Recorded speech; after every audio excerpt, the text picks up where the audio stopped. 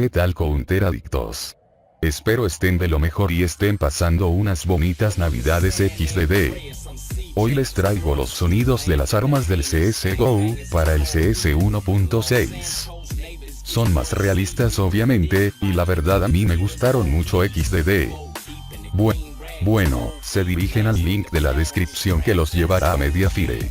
Aquí le dan en el botón verde. Guardan los archivos donde ustedes quieran. Pero yo no lo descargo porque ya lo tengo. Otra vez con esa canción de los cojones, no te voy a dejar aparecer más en mi canal. Oye, tranquilo viejo XDDDDD.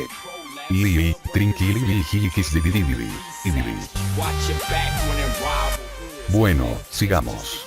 Le dan clic derecho sobre este archivo RAR, y le dan a extraer aquí. Les pedirá una contraseña, la cual estará en la descripción.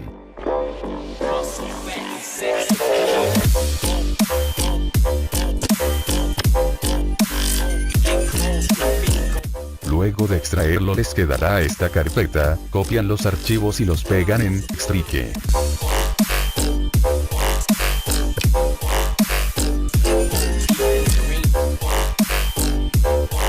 Sound y Weapons. Les recomiendo hacer una copia de esta carpeta por si quieren desinstalar los sonidos del CSGO y volver a los sonidos originales. Mierda, me he equivocado, tenía que copiar los archivos de la carpeta Weapons XDDDD.